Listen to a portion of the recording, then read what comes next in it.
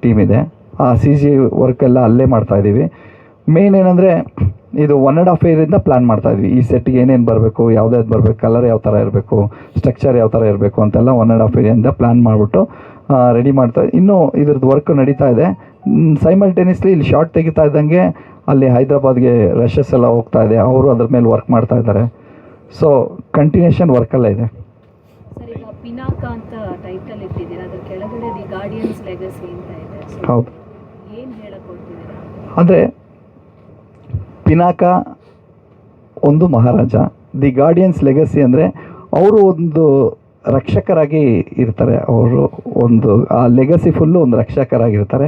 ಇನ್ನು next continue ಹೋಗ್ತಾ ಹೋಗ್ತಾ ನಿಮಗೆಲ್ಲ ಡೀಟೇಲ್ ಬಿಟ್ಕೊಡ್ತೀನಿ. ಅದು ಆ ಟೈಟ್ಲಿಗೆ ಏನಿದೆ ಅಷ್ಟು ಸಾಕು ಅನಿಸುತ್ತೆ. ಇಲ್ಲ, ಟೈಟ್ಲ್ ಅಷ್ಟಿದೆ, ಅಷ್ಟೇ ಹೇಳಿದೆ. ಕಾವಲ್ಗಾರರ ಪರಂಪರೆಯನ್ನು ಹೇಳುವಂಥ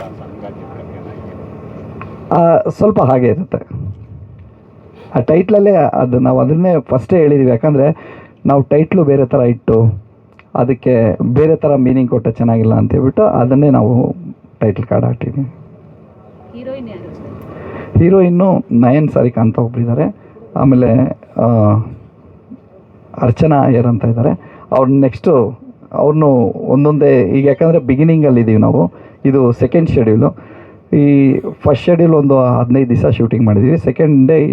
ಸೆಕೆಂಡ್ ಶೆಡ್ಯೂಲ್ 32 ಡೇಸ್ ಶೂಟ್ ಮಾಡಿದ್ದೀವಿ. ಇನ್ನೂ ಒಂದೊಂದೇ ಹೋಗ್ತಾ ಹೋಗ್ತಾ ಎಲ್ಲರನ್ನೂ ಇಂಟ್ರೊಡ್ಯೂಸ್ ಮಾಡಿಸ್ತೀವಿ. ರಾಜ್ಯದ ಕಥೆ ಆಗಿರೋದ್ರಿಂದ ಒಬ್ಬರೇ ರಾಣಿ ಇರ್ತಾರೆ, ತುಂಬ ಜನ ರಾಣಿಯರ? ಅದು ನೆಕ್ಸ್ಟ್ ನೀವು ನೋಡಬೇಕು. ನಿಮ್ಮ ಕ್ಯೂರಿಯಾಸಿಟಿಗೆ ಅರ್ಥ ತುಂಬ ಇದೆ. ಒಬ್ಬರೇ ರಾಣಿ. ಒಟ್ಟು ಶೂಟಿಂಗ್ ಇನ್ನೂ ಎಷ್ಟು ದಿನ ಇದೆ? ಅಂದರೆ ಯಾವಾಗ ಅಂದಾಜು ಯಾವಾಗ ಮುಗಿಬಹುದು? ಈ ವರ್ಷ ಎಂಡ್ಗೆ ರಿಲೀಸ್ ಆಗುತ್ತೆ ಅಥವಾ ನೆಕ್ಸ್ಟ್ ಇಯರ್ಗೆ ಇದಾಗುತ್ತೆ? ನೆಕ್ಸ್ಟ್ ಇಯರ್ ಅಂತ ಪ್ಲಾನ್ ಮಾಡಿದ್ದೀವಿ ಸರ್. ಯಾಕಂದರೆ ಇದರಲ್ಲಿ ಸಿ ಜಿ ವರ್ಕ್ ಜಾಸ್ತಿ ಇದೆ, ಹಾಗಾಗಿ ನೆಕ್ಸ್ಟ್ ಇಯರ್ ಅಂತ ಪ್ಲಾನ್ ಮಾಡಿದ್ದೀವಿ ಸರ್. ಆಮೇಲೆ ಇದು ಯಾವುದೇ ರೀತಿಯಿಂದ ಒತ್ತಡದಲ್ಲಿ ಮಾಡೋವಂಥ ಕೆಲಸ ಅಲ್ಲ ಇದು. ಯಾಕಂದರೆ ಒಂದೊಂದು ಫ್ರೇಮನ್ನು ನಾವು ನೋಡಿ ಸಿ ಜಿಗೆ ಇದೇ ಥರ ಬರಬೇಕು, ಈ ಥರ ಬರಬೇಕು ಅಂತ ಮಾಡ್ತಾ ಇರೋದು. ಹಾಗಾಗಿ ಒತ್ತಡದಿಂದ ಇವಾಗಲೇ ರಿಲೀಸ್ ಮಾಡಬೇಕು ಅಂತ ಏನಿಲ್ಲ ಸರ್. ನೆಕ್ಸ್ಟ್ ಇಯರ್ ಪ್ಲಾನ್ ಮಾಡೋಣ ಅಂತ ಇದ್ದೀವಿ.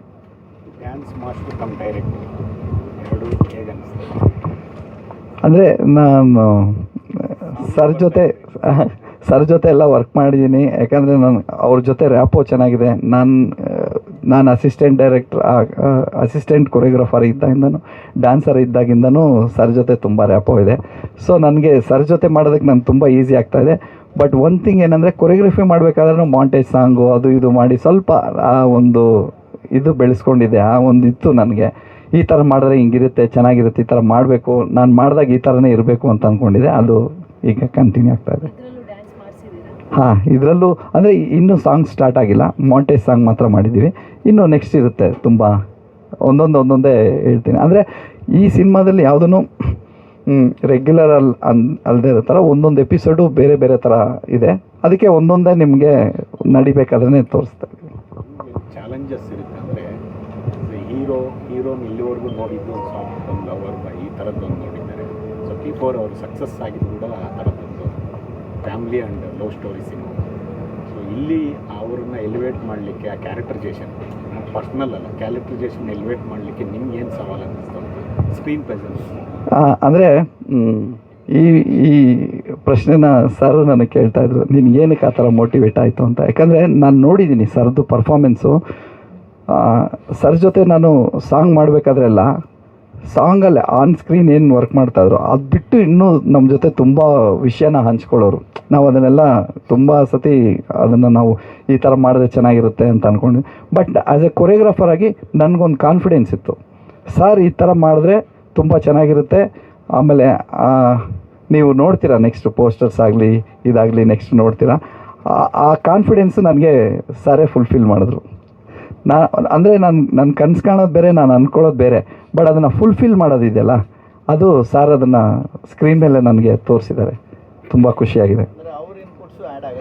ಡೆಫಿನೆಟ್ಲಿ. ಇದೇನೆಂದರೆ ಟೀಮ್ ವರ್ಕು. ಯಾಕಂದರೆ ಪ್ರತಿಯೊಂದು ನಾನು ಒಂದು ಹೆಜ್ಜೆ ಮುಂದೆ ಹೋಗ್ಬೇಕಾದ್ರೂ ಪ್ರೊಡ್ಯೂಸರ್ನ ಒಂದು ಸತಿ ಕೇಳ್ತಾಯಿದ್ದೆ, ಈ ಥರ ಮಾಡ್ಬೋದಾ ಅಂತ.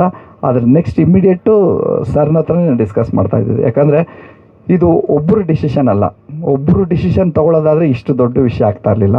ಯಾಕಂದರೆ ನಾನು ನಿಜ ಹೇಳಬೇಕು, ಯಾವುದೇ ಇನ್ಪುಟ್ಸ್ ಆಗಲಿ ನಾನು ತೊಗೊಂಡು ಅದರಲ್ಲಿ ನಮ್ಗೆ ಹೆಂಗೆ ಇನ್ಪುಟ್ ಅದು ಹೆಂಗೆ ವರ್ಕ್ ಆಗುತ್ತೆ ಅಂತ ಹೇಳ್ಬಿಟ್ಟು ಸರ್ ಸಜೆಷನ್ಸು ತುಂಬ ತೊಗೊಂಡಿದ್ದೀನಿ.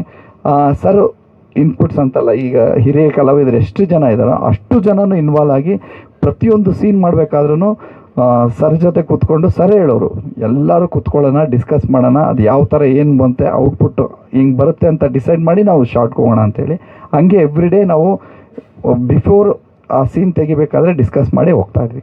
ಸರ್, ಈಗ ಗಣೇಶ್ ಸರ್ ಸಿನಿಮಾ ಅಂದರೆ ನಾರ್ಮಲ್ ಆಗಿ ವಿಲನ್ಸ್ಗಳು ಸೀನ್ಗಳೇ ಆಗಿರುತ್ತೆ, ಸಿಚುವೇಶನ್ಗಳೇ. ಹೌದು. ಸೊ ಇಲ್ಲಿ ಅಂದರೆ ಒಂಥರ ಇದು 500 ವರ್ಷಗಳ ಹಿಂದಿನ ಕಥೆ ಆಗಿರೋದ್ರಿಂದ ಪರ್ಟಿಕ್ಯುಲರ್ ವಿಲನ್ ಅಂತ ಇದ್ದಾರಾ ಅಥವಾ ಕ್ಯಾರೆಕ್ಟರ್ಗಳಲ್ಲೇ ವಿಲನ್ ಕ್ರಿಯೇಟ್ ಆಗುತ್ತಾ, ಹೇಗೆ?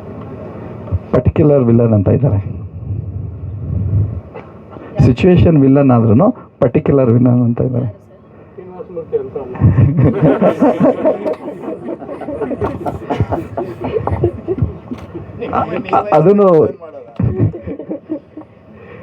ಅದನ್ನು ನೆಕ್ಸ್ಟ್ ನಾನು ಹೇಳ್ತೀನಿ. ತುಂಬ ಮೇಯ್ನ್ ಆಗಿ ವಿಲನ್ ಅಂತ ಇದ್ದಾರೆ, ಅದನ್ನು ನಾನು ನೆಕ್ಸ್ಟ್ ಬಿಟ್ಕೊಡ್ತೀನಿ. ಶೂಟಿಂಗ್ ಆಯಿತು, ಶೂಟಿಂಗು ಆಗಿದೆ, ಅವ್ರ ಜೊತೆ ಶೂಟಿಂಗ್ ಆಗಿದೆ. ಕನ್ನಡದವರೇನಾ ಅಥವಾ ಪರಭಾಷೆಯ? ಅಂದರೆ ಎಲ್ಲ ಲ್ಯಾಂಗ್ವೇಜಲ್ಲೂ ಮಾಡಿದ್ದಾರೆ ಅವರು, ಕನ್ನಡ ಎಲ್ಲ ಲ್ಯಾಂಗ್ವೇಜಲ್ಲೂ ಮಾಡಿದ್ದಾರೆ.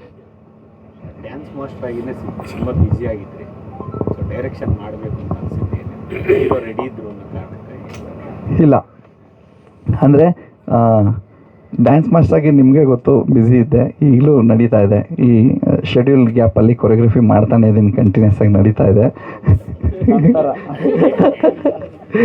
ಅಂದರೆ ಅದಕ್ಕೂ ಕಾರಣ ಏನಂದರೆ, ಸರ್ ಆಗಲಿ ಮೇಡಮ್ ಆಗಲಿ ಇಬ್ಬರು ಅಷ್ಟೇ, ನೀವು ಯಾವುದೂ ನಿಲ್ಲಿಸ್ಬಾರ್ದು, ಪ್ರತಿಯೊಂದು ಕಂಟಿನ್ಯೂ ಮಾಡ್ತಾ ಇರಬೇಕು ಅಂಥೇಳಿ ನನಗೆ ಸಜೆಷನ್ ಕೊಟ್ಟಿದ್ದಾರೆ.